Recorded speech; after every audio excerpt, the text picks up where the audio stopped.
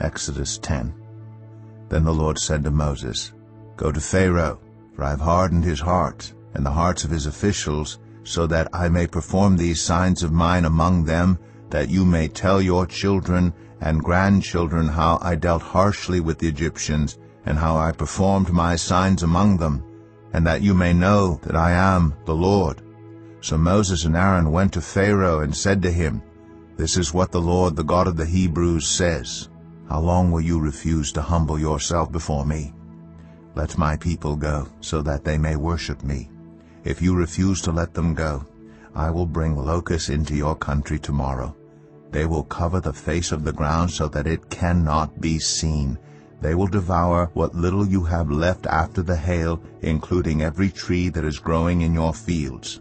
They will fill your houses and those of all your officials and all the Egyptians, something neither your parents nor your ancestors have ever seen from the day they settled in this land till now. Then Moses turned and left Pharaoh. Pharaoh's officials said to him, How long will this man be a snare to us? Let the people go so that they may worship the Lord their God. Do you not yet realize that Egypt is ruined? Then Moses and Aaron were brought back to Pharaoh. Go worship the Lord your God, he said. But tell me, who will be going? Moses answered, We will go with our young and our old, with our sons and our daughters, and with our flocks and herds, because we are to celebrate a festival to the Lord. Pharaoh said, The Lord be with you if I let you go, along with your women and children. Clearly you are bent on evil.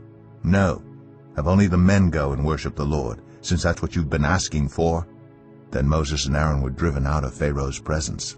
And the Lord said to Moses, Stretch out your hand over Egypt so that locusts swarm over the land and devour everything growing in the fields, everything left by the hail.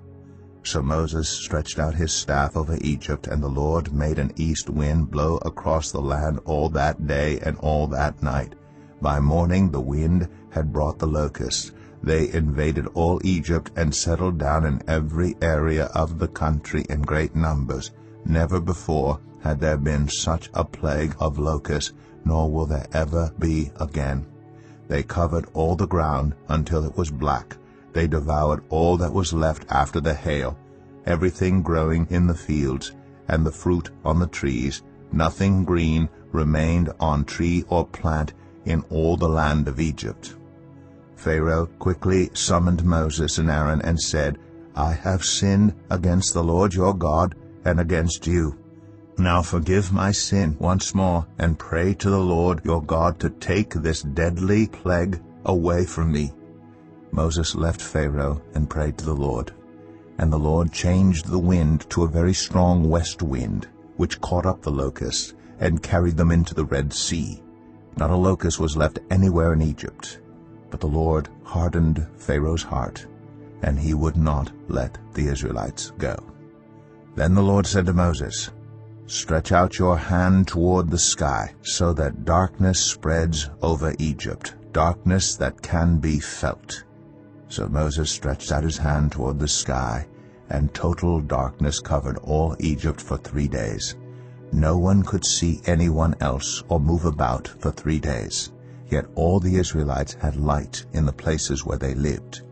Then Pharaoh summoned Moses and said, Go, worship the Lord. Even your women and children may go with you. Only leave your flocks and herds behind.